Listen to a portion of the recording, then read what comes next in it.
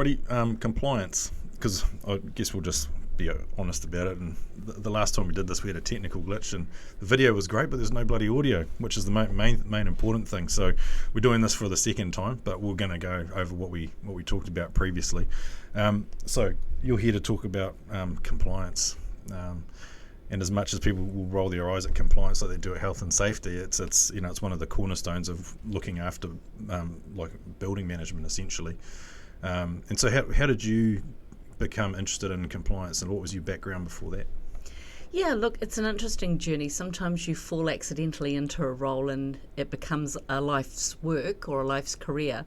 Not that you were starting out thinking, oh, I want to be, a PhD in building compliance, but sometimes that's what it feels like. So for me, I've did my degree in Auckland through that period of time of that crash of the economy, and no one wanted anybody, so I carried on and started working for the Commerce Commission as a fair trading officer. So I started working with law and having to translate it so the common people could understand what it was, what it meant for them, and then some education around that. 1990 I moved to Wellington, and that was when all these laws were being upended. Local government was being merged and purged. We had Health and Safety Act, Fire Safety Act, and this new thing called the Building Act, Privacy Act. All sorts of things were on the table for being, a whole new way of being. User pays rules rather than big government machinery looking after us like a nanny state. So in those days, I was working for a association of healthcare providers who had the forerunners to Ryman, Southern Cross Health, Mercy Hospital, and so on. They were all members of this organisation. And my boss at the time said, hey, you like public speaking, you seem to know something about translating law into plain English. Why don't you go and find out all you can about these laws and run us some workshops around New Zealand? I'm like, yeah, I'm up for that. And that's where it started, right there. And the Building Act was one of the things I taught alongside health and safety and whatnot. And it was interesting to me because I didn't really understand much about how the building industry worked. My father had been a facilities manager in the Thames car plant, which was prior to being Toyota, Campbell Industries. And so I worked there in my university holidays. I hung with my father there after school when I was a littlie. So I knew about buildings in that way, but I didn't know how they got constructed. So inadvertently, all those threads sort of came into my life. And in 1995, the government offered a job as the very first time education officer for the Building Industry Authority, a small Crown entity, teaching the Building Act around New Zealand. I'm like, I've already been doing this for 5 years. This is my job. And I was a bit over health, as sometimes people get over an industry. So I took that job and that was mine. So I got to meet every council senior building official in the country, up and down. I met people who were running BWOF companies, IQP companies, building industry per se. In those days, body corporate and building management wasn't really a thing. It was more, it's grown since the 2000s. So that's when I, created my own body of knowledge and almost, inadvertently became an expert in this law because I was teaching it. I had to understand it. And something I didn't understand, I'd go and find out. So I met fire engineers and water supply engineers and, specialist tradespersons so that I could understand how they were or were not using the rules of the game. And so the way I liken it is, look, any sport you play, no one likes the referee. They really don't, right? Good point. But if you don't have some rules, there isn't a game. And the game keeps us safe, it keeps players safe, and it actually helps you score points and get, the whole sport achieved. So if we translate that into building, it's rules of the game of building. And there are certain expectations from the crowd, as in the public, because this is something fundamental to the Kiwi DNA. We've got to be safe in the buildings that we work, play, and live in. That's such an expectation that we take it for granted until an event happens and we go, oh, I didn't realise I had been built in a flood-prone zone. Someone before me knew that because they designed this building and sold it to me, but I didn't know that. Or I'm in an earthquake-prone building, but how can that be? Because 10 years ago when I bought it, it wasn't, and now it is. And It's because the standards and the measures have changed. We see international events like Grenfell Tower go, oh, that's so awful that happened over there, but that would never happen in a civilised nation like New Zealand. It could. Absolutely. And in some ways, some of the rules that we've had for 3 decades have given us protections to ensure that we get out. We might lose our asset, and that's a whole different conversation with the insurer, but we've got out safely because the building's been designed for that way, and we practice things just like you practice a try in soccer or netball, practicing a goal. We have to practice behaviour because it doesn't come naturally. If you've ever been in a situation of panic, your active brain isn't thinking. Your reptilian brain's thinking for you, and it's just responding. And we all know, some people just freeze. And you go, get out of here, and they just don't register it. So, over time, that's what all of these things are about. And it's good for us, even if we don't kind of actively appreciate it. And I think we've had enough national events now to get us right back down to Maslow's hierarchy of needs of that safety and security, to understand that we have been acting in a way that's taken our buildings for granted. Look around us, we've got a lot of old building stock that have not been bowled over and renovated like they would be in other countries. We've got a lot of underinvestment. You just have to go to a multi-storey building like here in Auckland and look across the roof space. Like Sky Tower's a great place. You look down and go, look at all these old buildings around, all these old HVAC equipment on the roof that no one sees from the footpath. And so there's a bit of work to be done. And even in the residential housing market, there are those who advocate for green building, healthy homes and things, who think we're way undercooked. Even in the modern environment of the building code, we're way undercooked compared to what we could be, should be around energy usage, healthy living, and measures that international agencies think we should target too. So there's a lot to be done, whether we can all afford it, how, when, who, what. That's all a big discussion. And it's not all going to be done in a couple of years. It's probably like a generational thing. It's going to take generations probably to rebuild that stock and go through that.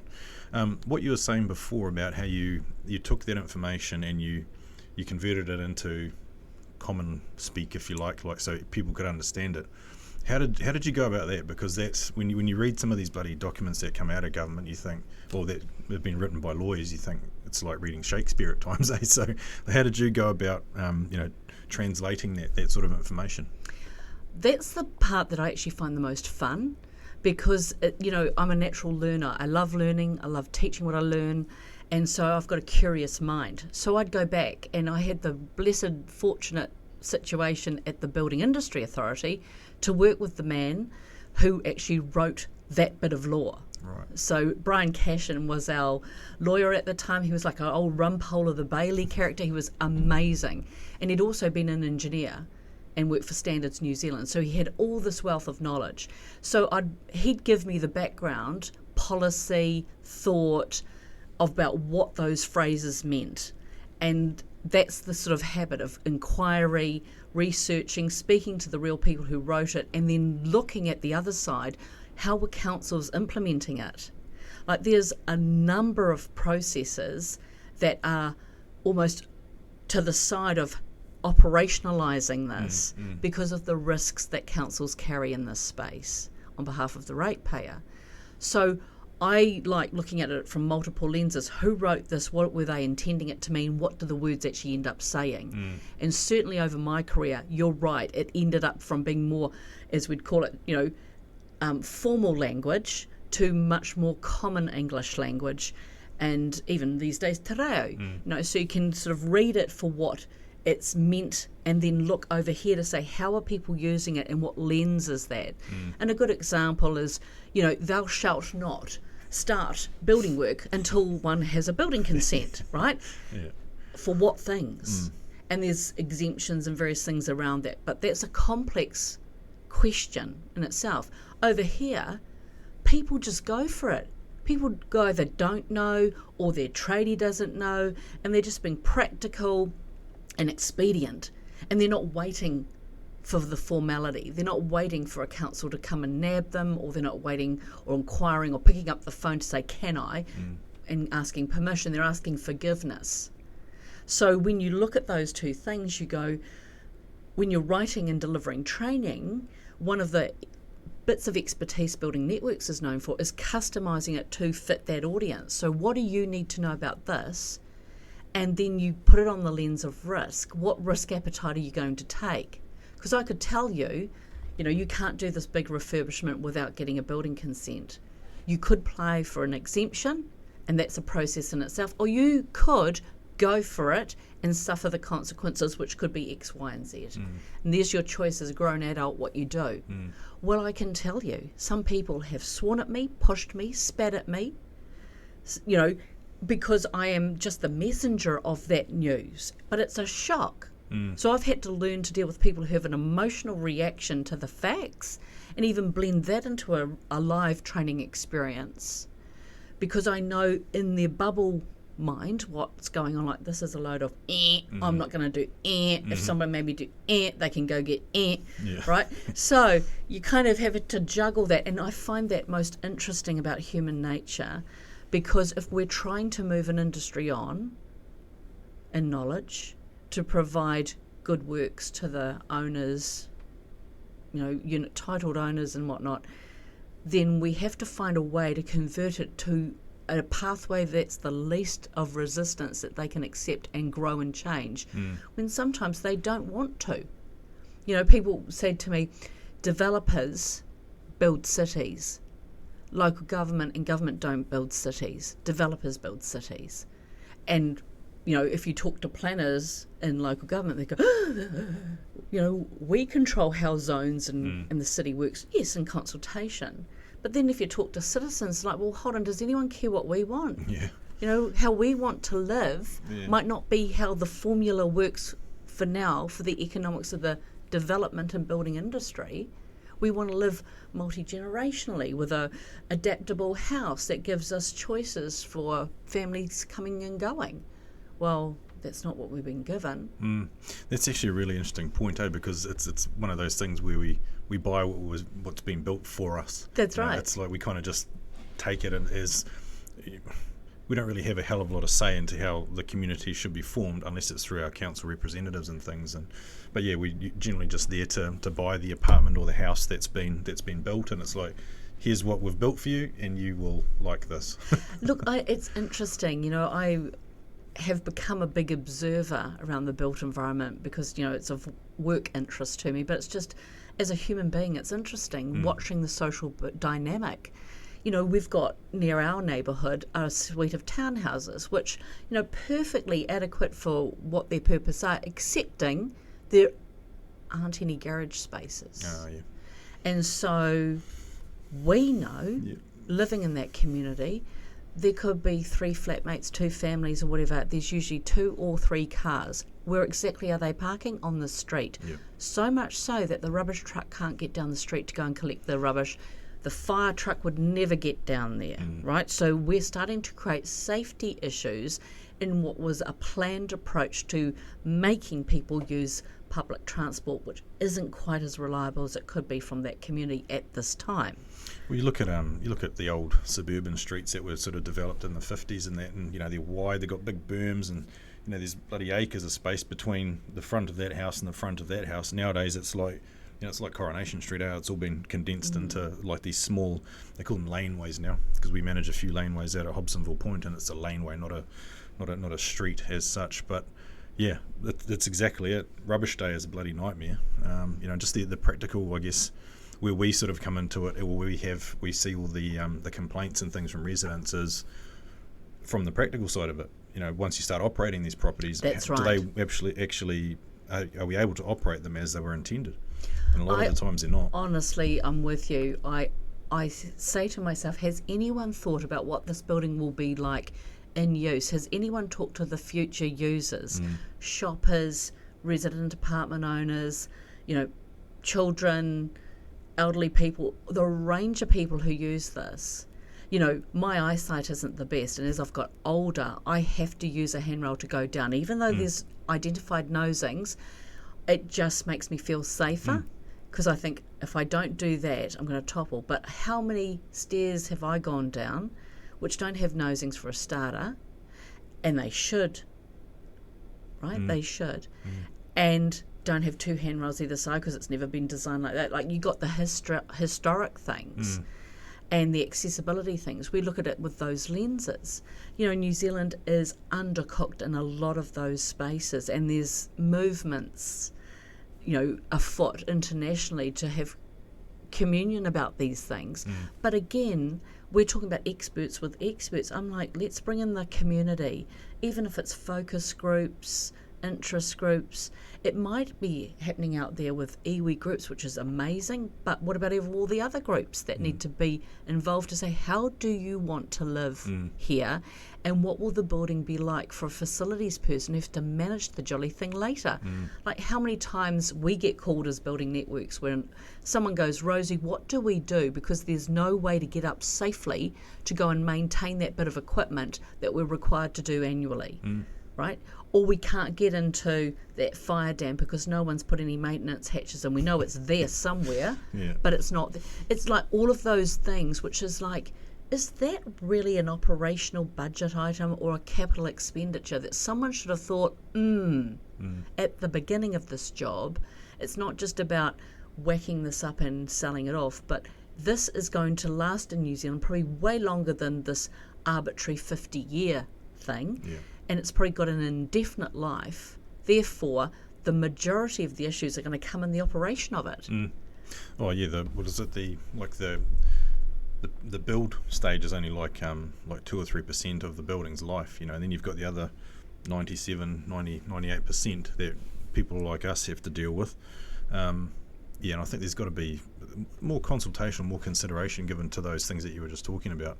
Should I love to sit in on a meeting like that and say, you know, can we look at how these things work and how we give consideration to just making sure that things can be maintained?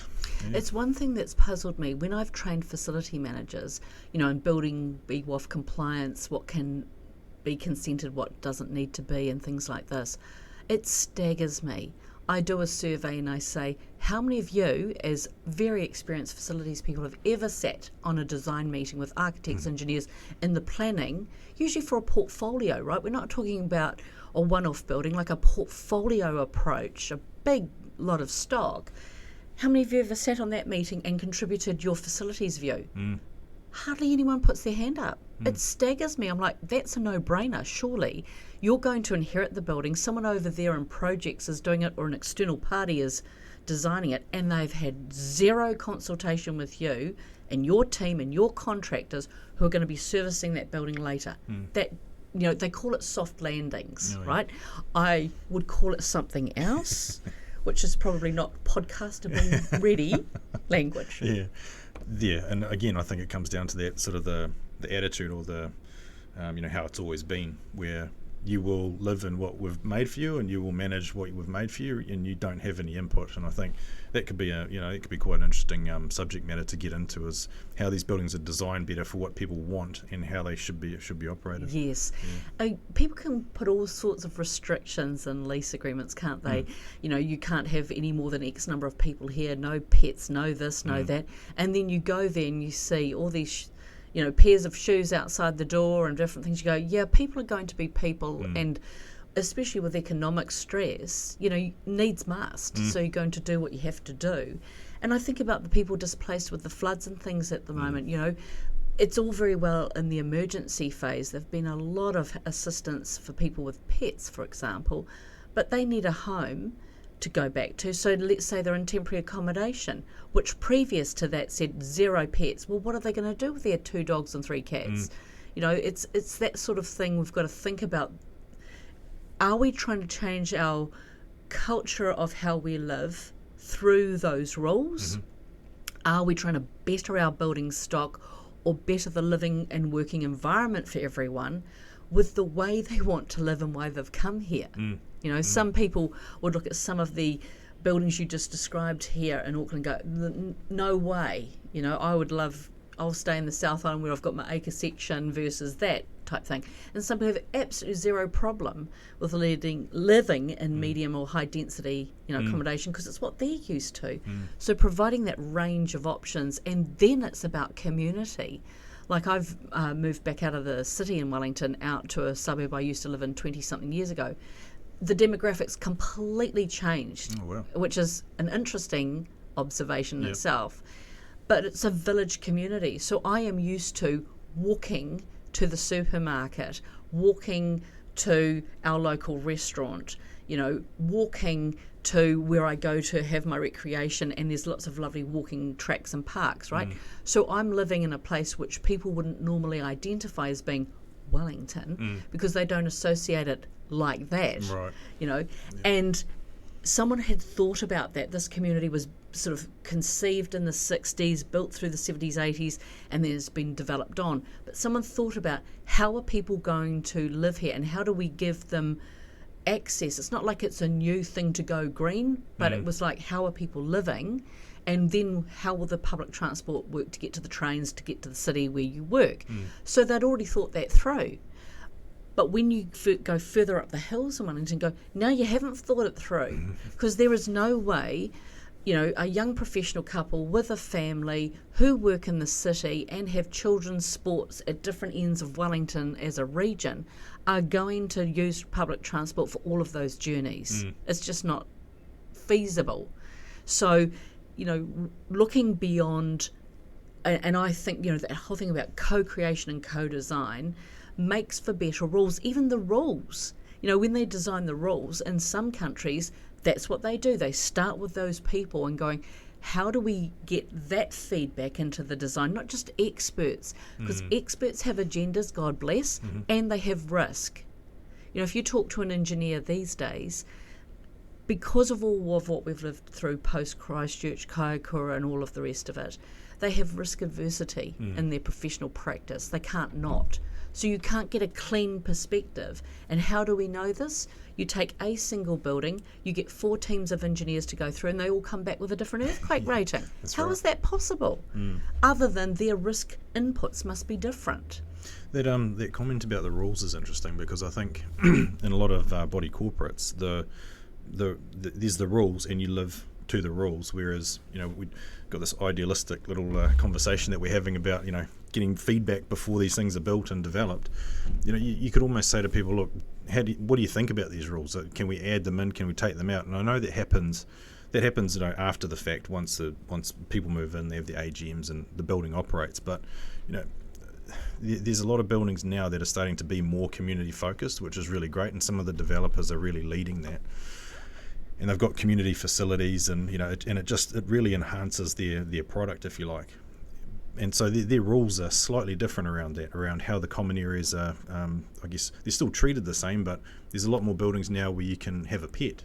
In some buildings they're like, you shall not have a pet over our dead body type thing, and that's fair enough too. But in these newer buildings, you're starting to see that's becoming more of a thing, because people will go, well, I'll go down the road and buy in that building where I am allowed to have a pet. So, EV charging and all these little things are coming into this changing environment, and it's actually making people think about how they're going to design their buildings and how they're going to, not allow, but how people are going to live there. There's more consideration to that now. Yeah, and I think there's the interesting thing about the building shell and its services, like the fundamental structure, safety, and amenity features of the building, and then there's the internal, how do we live together, body corporate stuff. Like I've lived in an apartment, I've lived with a body corporate, and it's very entertaining, right? Very entertaining, and I understand why AGMs have to come with wine as an incentive later. I personally think every AGM in the planet about anything needs to be done standing up, so it's not too long and has an incentive at the end. But what's interesting is you then get a clash of socioeconomic status, culture, belief systems around that. And it's like if you took a group of neighbours in a street, in suburban street, and said, from henceforth, you will have structure around what you're allowed to do on that street. What do you think's up for it? And it would all come out.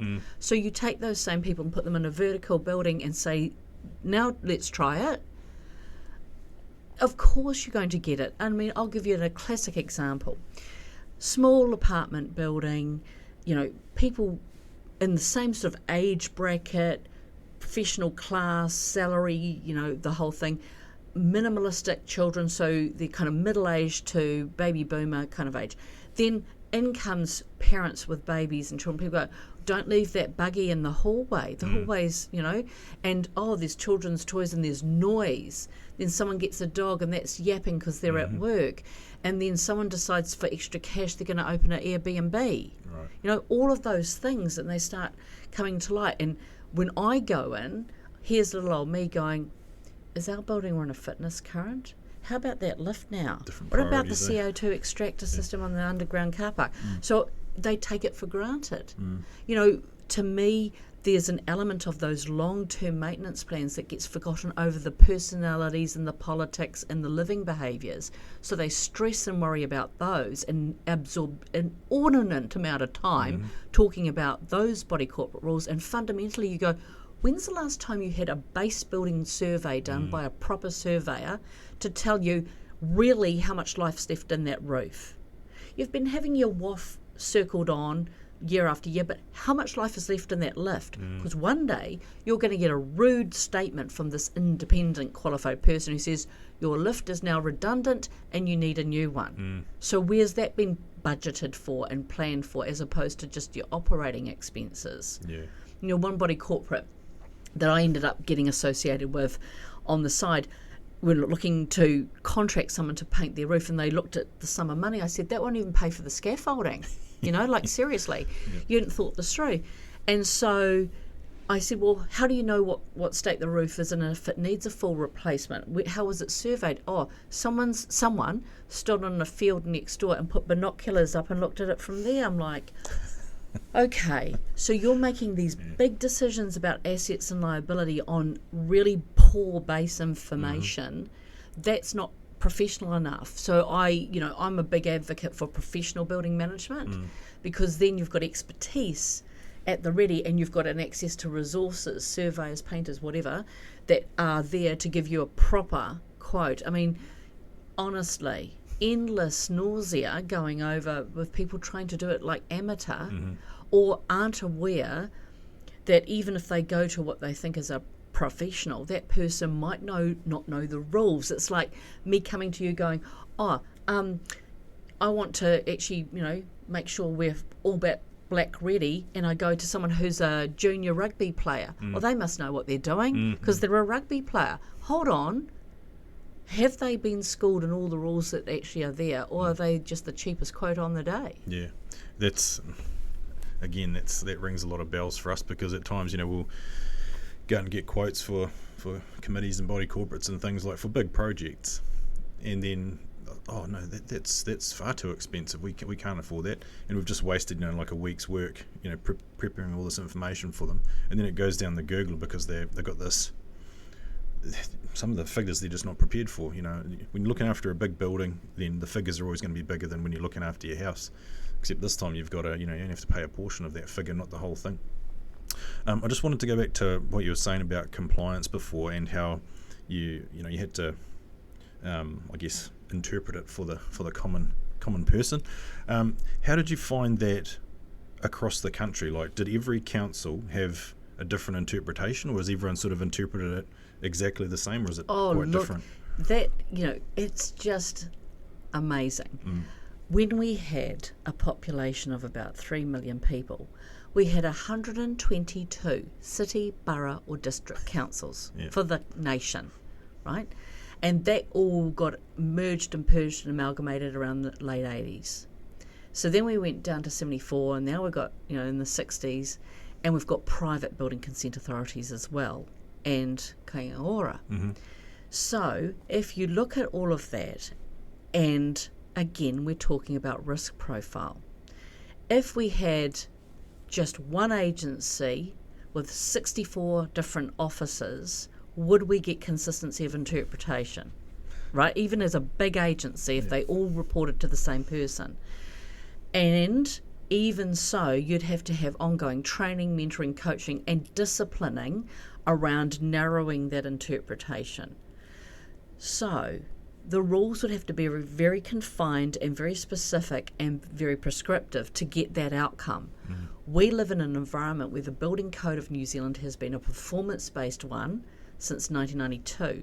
So that means you can submit any kind of application you like and have it individually case-by-case assessed. So it's not like saying, no, you can't have that there, it's got to be 1 metre. You know, you could argue, well, what about 1.2 or 900? You know, there's a bit of wriggle there. But what's happened in my career watching this over this time is we've got worse rather than better, and that's because of the risk that local government carry. Most people don't realise that, you know, liability and risk sits with the local authority because they can't get out of it. It's called joint and several liability. So if a building goes down in some way, people go, oh, the developer, oh, the builder, oh, whoever. Actually, the bottom line with the deep pockets of the councils, and they've been hammered for the last 25 years. So a lot of what they look at is through perhaps legal eyes of going, what's the risk of us signing this off or not signing this off? And so their interpretations have become very localised based on the risk in front of them. And a good example might be, you know, in the 90s, around the South Island, what would they have worried so much about earthquake-prone buildings? They would have pointed to Wellington and said, you're going to be the one to be more attended to that. What would in the past people were, you know, worried about flood-prone areas when, you know, you look at some areas and go, yeah, well, that always rains heavily in that west coast of the South Island, let's say, so they would be more conscious of it. So as events happen, you know, and the reveal around our little shaky island and how narrow it is for the climate to come across it and back again, people change their minds about what's allowable. Then you get down to the individual officer, and that's where I find it fun. You know, between you and I, you might bungee jump and I go, that's not for me, but I might speak to a crowd of 5,000 people and you go, that's not for me. So my risk appetite's different from yours. So when we're looking at those words, and what we're to do is say a building inspector you might go, I don't see any problem with that, and I go, I can see some risk. So if I'm teaching you, I'm loading up you not just with fact, but I'm loading you with my views and values and risk appetite. And so, yeah, look, honestly, it's challenging. If you're in the building industry, it could be very frustrating to go, hold on, that council lets me do this, you don't. Or the same looking building from the same council, you said yes, you know, go for it. And the second time I put something similar in the same suburb, you gave me 10 requests for further information. Which is it? You know? Yeah, it's getting consistency must be a hell of a hard thing across the country, and especially when you've got such, I guess, complicated, you know, rules to work by in that. So you mentioned all this change that happened in the 90s.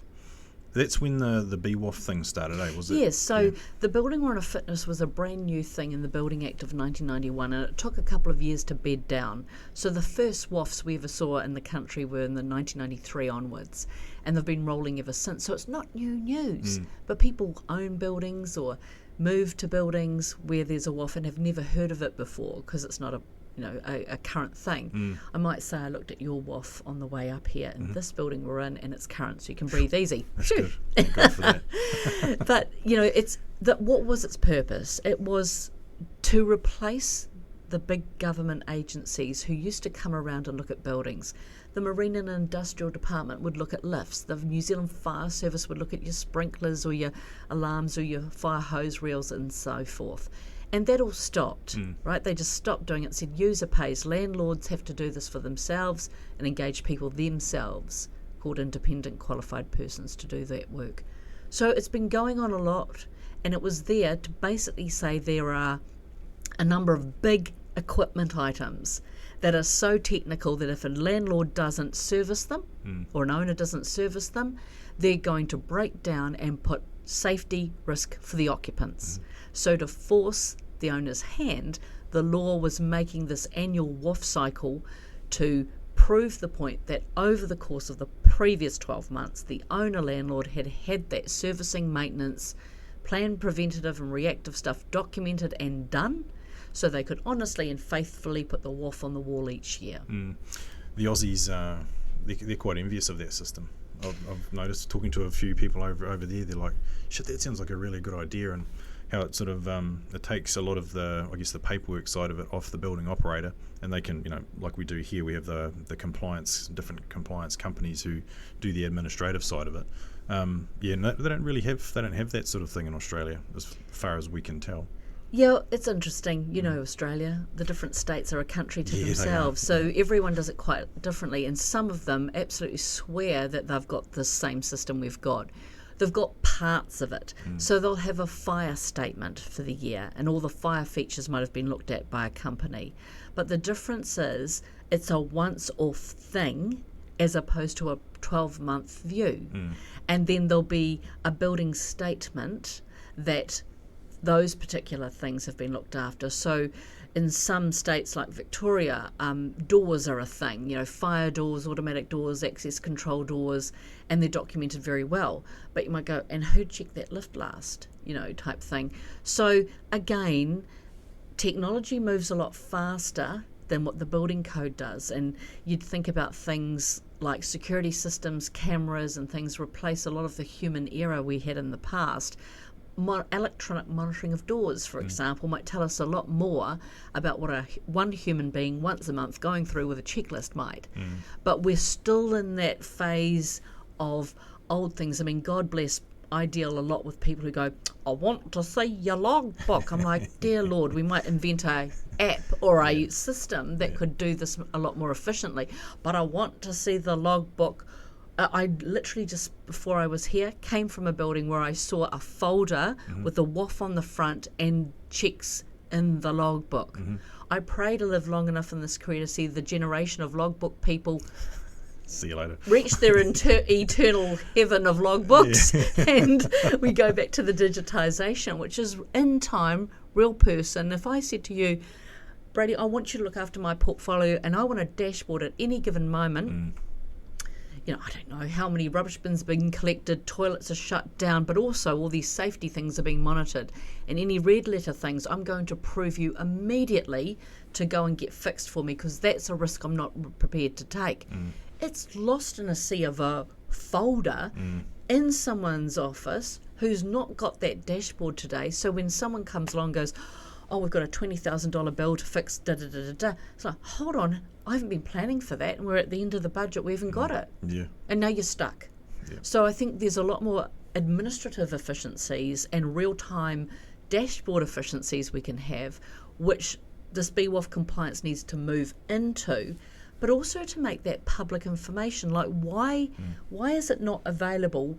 Like, if I go into What If and I look for some accommodation for myself, and that tells me cleanliness and tourist rating. Well, I'm a weirdo. I want to know whether your BWOF's current. I want to know whether your safety things are being checked, so it's safe for me to stay there. That the idea of a body corporate registry is, I've heard rumours that it exists somewhere in a mythical cave underground, guarded by a bloody monk or whatever, but it's I think that would be a fantastic idea, just to give people transparency and visibility about what they're buying. It seems that all the body corp information is kept by all the body corp management companies, and I can understand that for commercial reasons, but there also needs to be access to it across the entire industry, if you like. Yes, and I think there's disconnect, right? We've almost got too many people clipping tickets around that space. You go, okay, if you, like for example, a plug here, but if I was going to buy into a building that I knew you guys were managing, I'd go, that's a big tick from me, right? Because I know there's certainly, if I said, actually we have amateur night, we're managing it ourselves, I probably would walk away, because I know what horror I could be opening the door to. And that's just my view. But if you look at it and go, is that building management company got a relationship with the BWOF management company, who's got a relationship with a building surveyor, who's got a relationship? Who's hiring the IQPs? Where's the accountability lines? And can it thread back to one central party who can coordinate the lot? I've been a party to situations where, the building manager's got nothing to do with the WOF whatsoever, but has to kind of run the body corporate. The body corporate itself has procured some of its own IQPs, It has its own BWOF management company who are also IQPs, who are wearing the double hat, who then procure some of their own favourite friends. So trying to coordinate all those parties for one WOF is a nightmare. And to me, I'm like, why have you overcomplicated this industry, people? You know, to make it really simple and say, here's a bit of, you know, for want of a better word, one-stop shop, where we are looking after these building management issues for you, which relate to your formal compliance through to your elective things you want to do, and then channeling into the long-term maintenance plan and replacement plan, because that's the thing that's missing from the word maintenance. There will be a time where we have to budget and also make some critical decisions. You know, it might cost you now, but if you're going to sell your property down the track, you're going to sell it with a legacy. Like some of the body corporate levies I see in our town of Wellington are a mortgage in themselves. Yeah, that's right. Yeah, it's a bloody good point about it's about transparency at the end of the day, isn't it? You know, and making sure that, you know, there's no sort of, you know, relationships going on behind the scenes, and we've always been really big on that. We've always made ourselves, you know, as independent, but also transparent when we say, look, we don't take kickbacks from people, or we don't take, you know, we've had a lot of people come up to us and say, oh, we'll give you this if you get us into your portfolio, and it's like, no thanks, we don't like doing business that way. We just, if you do a good job for us, then, you know, the body corporate gets the benefit of that, not us getting a bloody free trip to Hawaii or whatever it is. So yeah, we've always been very very upfront about that. So people that are in our contractor base are there because they do a great job, and the benefit goes to the body corporate. It's not our money to spend, you know. So yeah, can you explain the how the compliance schedule correlates to the building warrant fitness? Absolutely. Yeah. So let's just take a brand new build. Here's a multi-storey apartment building. It's through the consent process, gone through construction, and there are these services. There's a lift, sprinklers, alarms, auto doors, and so on. Through that process, the council's required to craft this compliance schedule. It's a document. It lists those systems and features I've mentioned that are safety ones, talks about the frequency of inspection, who's responsible, and it could be some of the owner's checks along the technical IQP, and what standard they are to check to. So there's a recording for that journey of what has gone in the building and what's to be maintained and how often. It gets spat out when the building's finished with its code compliance certificate, and there's something called a compliance schedule statement that goes on the wall for the first 12 months. And then, as soon as that's issued, that's when the WOF stuff should kick in. Someone needs to come in and go, right, we don't wait for 12 months, we start today in order to get that, because in 12 months' time, on the anniversary, just like your birthday, that statement will be replaced by the WOF, and that will be the thing enduring year after year after year on the same day. And all those checks, and it could be hundreds of checks, have to coordinate themselves around that anniversary, and the paper comes in that month saying all of those checks for that system's been done, alarms, sprinklers, and so on. Yeah. And so that's how it works. Yeah, that was I remember that part of one of the courses of yours that I attended, and you guys said, you know, get these things underway, you know, through the year. They don't have to be done right at the last minute, like a lot of the contractors tend to live in that 3 months before the WOF type date. But you can work on things as long as they're done in the previous 12 months. Yeah, right? So let's take a good example. Like if you take Auckland Hospital, I would hate to count how many backflow preventers they have. Like it's a bit of equipment that keeps water from safe drinking water being contaminated by bad water. So how many they have on their campus and where they're located. You couldn't possibly get that done inside a week. You'd probably need the whole year and do a portion of them each year. And what we need near the anniversary birthday is saying that system is working, that each month someone's done that portion, and that, let's say that, I don't know, 400, 300, 500 have all been done, and the statement comes on the birthday, right? So that makes sense. If we're talking about fire doors, exit doors, signage, that's a monthly check anyway. So every month you're supposed to be doing some stuff, but that might be security company, housekeeping, helping the technical people do that kind of journey. And so it's working within that structure to make sure that all those checks have been done and adequately serviced. If you go, right, let's say a smallish building and it's got a lift, well, it tends to be June when that's being done, right? So you go June, fine, perfect.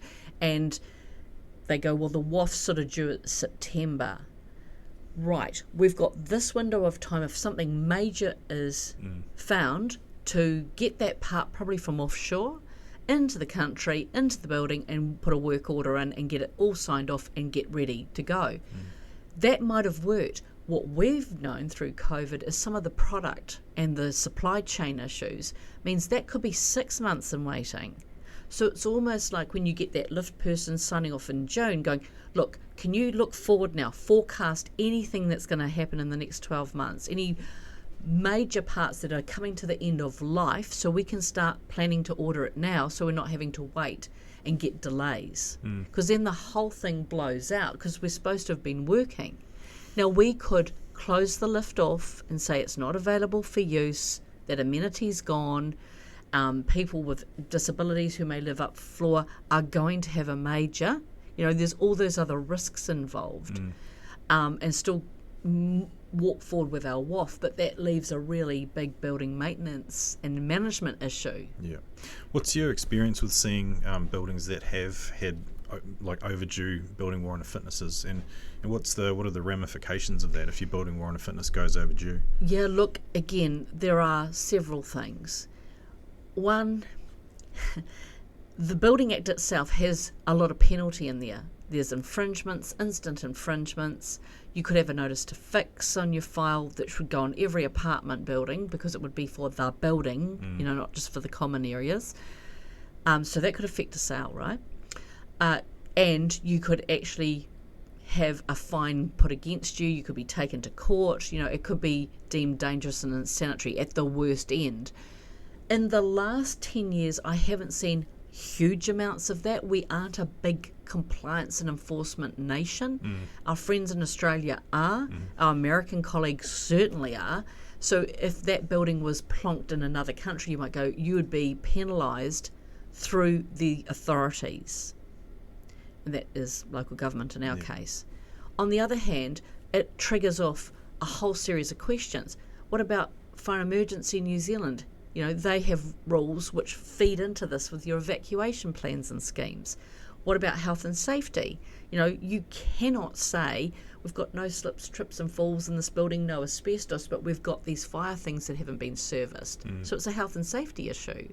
So there's all of those compliance ramifications. Where the rubber hits the road is about sales, insurances for that same building. Right. So let's take a scenario. The BWOF's overdue, the council hasn't quite yet chased it, there isn't no penalty, nobody cares. Life is going on because other authorities don't even know this is true. And months go on, there's a fire in that building, people get out safely, thank God, but there's some damage and now the body corporate wants to make an insurance claim. The insurer will say, cool, where's your WOF?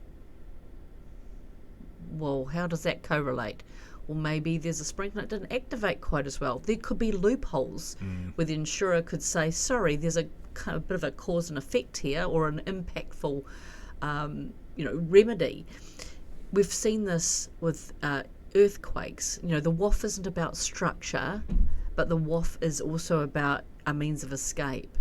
And some of the real estate companies and the insurance companies, after that phase, when buildings were being traded or claims were being made, wanted a marker of something, and this was the something in these multi-unit or commercial industrial buildings. It was a marker of the building's safety, and something that they could either pin to or not.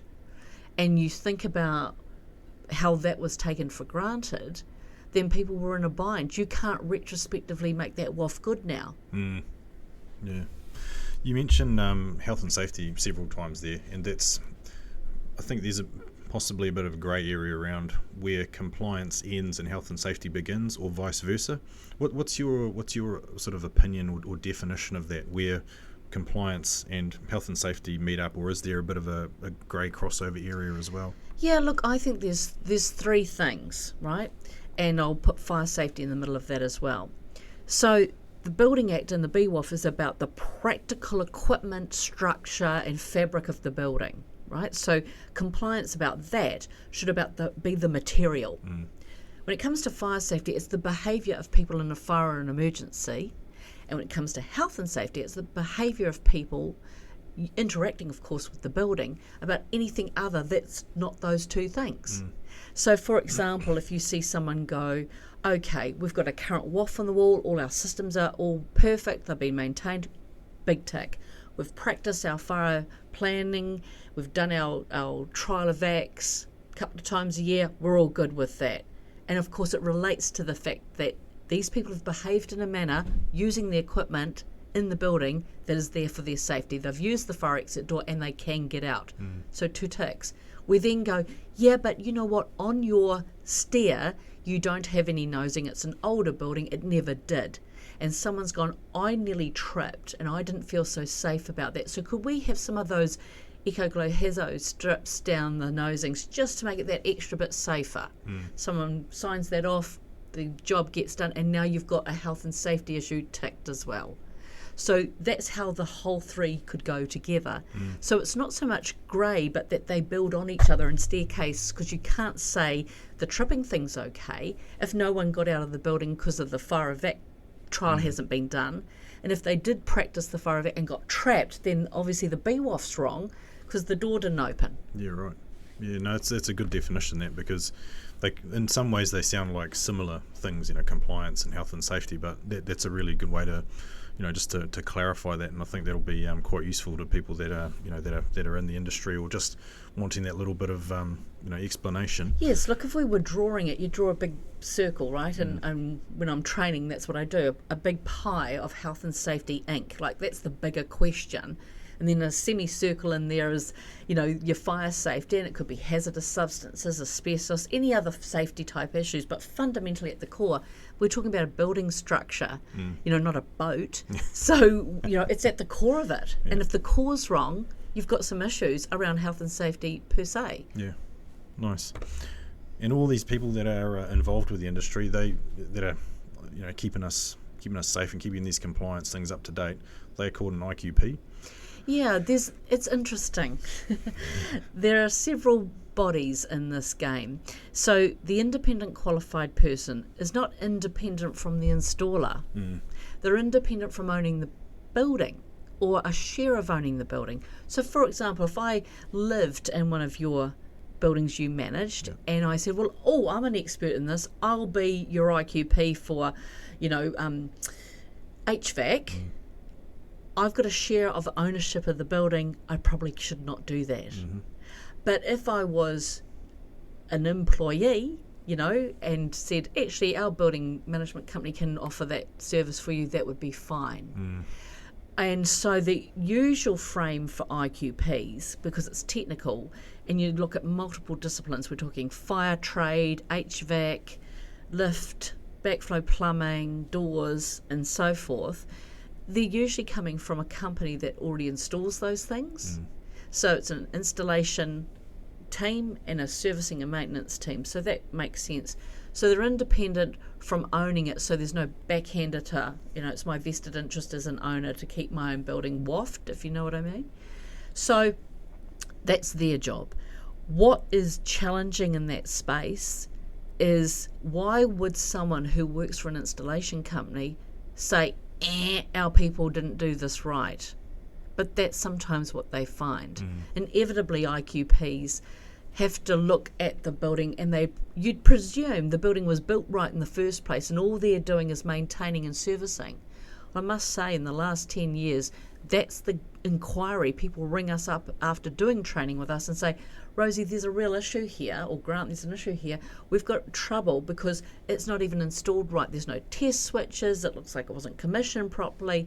And you start asking yourself, hold on a second, do we have to put more discipline in the way commercial buildings are being signed off? There's a lot of paperwork, but we used to have these old people called clerks of works who would actually be sight on, looking over the inter-trade issues and making sure people were compliant in a practical sense before handing the building over for maintenance. God, bring that back. That sounds like that's a job that's been lost, isn't it? The clerk it of is works, an art and a science that's been lost. Some of the inter-trade skills. I mean, project management is a absolute skill, but there's a lot more bogged down in the contracts, 3910 contracts and substitutions and variations and compliance for council and producer statements. It's like, hold on, let's just stand back here. Is all that paper making a safer building and a building that complies, or are we just getting lost? And it seems we've dragged our eyes away from having that hands-on view. And this is just, my perspective. We take a lot more care in this country to inspect residential housing than commercial. And I'll give you a great example. Last week, someone rang us up and said, we've got a question about NZS blah, blah, blah standard dealing with this. And it's a commercial building. And I asked a few council colleagues, hey, what's your view on this? And they're like, we don't have a copy of that standard. And I'm going, hold on a minute. So how do you know that what was installed to the standard is correct if you don't have a copy of the standard? And they're like, oh, well, we get a statement from the installer saying they did that. I'm like, yeah, well, I could give you a statement that I did it. I mean, why would I lie to you? And you look at that and then you ask the question, there are things intimately in these standards that are required to be in the building. And you find out later, post-construction, post a disaster, with a building surveyor perhaps, that in fact that was never there in the first place. And you think, well, how could that possibly be? It means someone's walking around with a pocket full of something jangling in their pockets. I wonder where these were Spare supposed parts. to go. It's like the mechanic who's got all those spare parts left after he's finished working on your car. Absolutely. Like, hang on, where was that supposed to go? Yeah. As an industry, there's got to be obviously the good stuff and the bad stuff in that. If you had your your magic wand and you could make a couple of changes like straight away to the compliance industry, what do you think would be your sort of top 2 or 3 that you'd make? First of all, human nature, whether we're talking about children, behaving at home in the classroom versus grown adults in the workplace. There's got to be carrots and incentives, and there's got to be sticks, right? There's got to be a consequence to poor behaviour. And at the moment, that would be my magic wand. We've got tools in the toolkit in the Building Act. There's infringement fines, instant fines like a parking ticket, bring them back. Put them out there so much so that it's a topic of conversation, just like a parking ticket is. And therefore it brings it to the common people's understanding. The community go, oh, that's a risk, for my child or for my parent or for myself in that building, because didn't you know they got an infringement? So it's top of mind. The second thing is it's become so paper bound. We've got to get with the plan and use all the digital tools we've got to our fingertips these days to our advantage. So it's transparent information, but accessible information, so whoever's taking over a contract, walking into a building, any compliance agency who wants to know can quickly view and see the status of a building. Just like TripAdvisor, What If and whatnot, you can get information to know, is it safe for me to stay here, buy here, play here, work here. And I think, the third aspect is the absolute commitment that the industry needs to embracing the rules instead of rejecting them and going off to the side. That it's a no-brainer, that if you are an electrician, an HVAC person, a builder, whatever, that you must know those rules inside and out. You've got to have a copy of them. Like, that would be a good start. And secondly, know what they are and practice and keep your professional development up with those things so that you can be equipped and committed to the truth.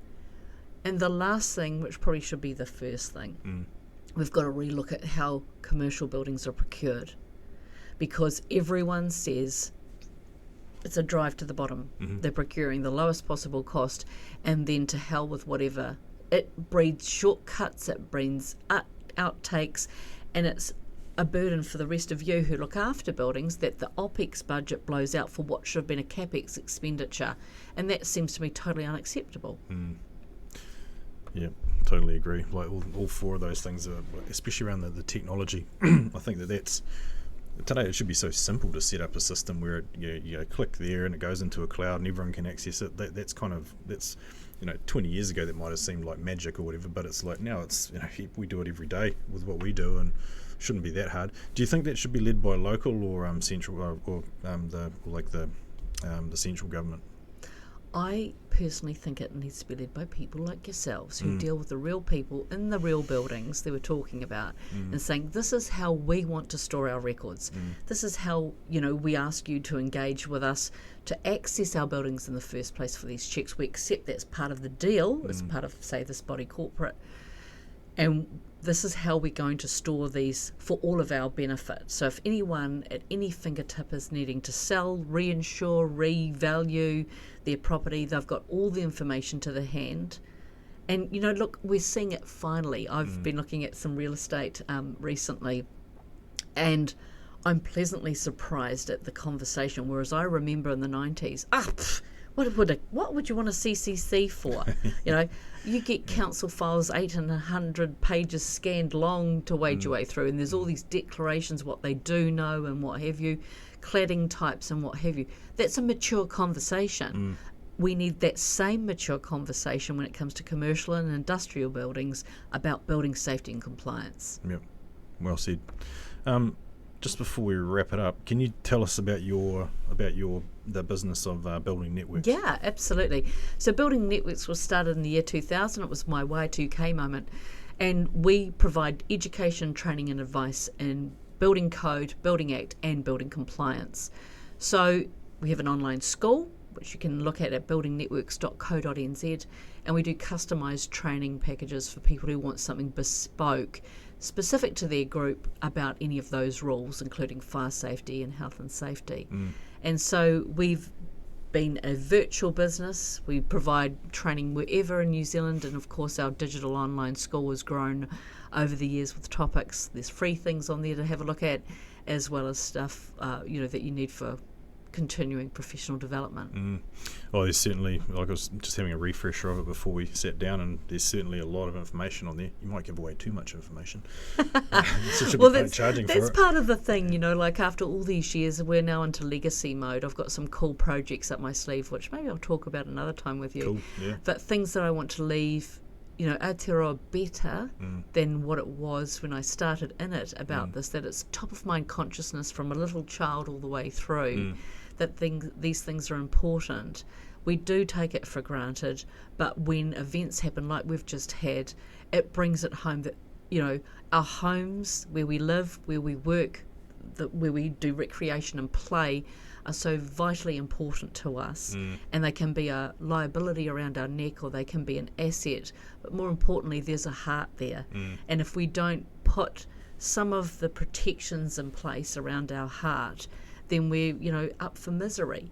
And this is an important part of our fabric, to own somewhere to live, to be centred in that way. So if I can play one little part of that through education, then my life would have been a very well-lived one. Well, I think you're obviously doing that, and I think your industry is lucky to have you as a personality that drives that. So keep up the good work, and Thank you. Yeah, it would be good to have another chat about those things that you're talking about, and yeah, we'll do it again sometime. Wonderful. Cool. Thank you, Brady. No worries. Cheers.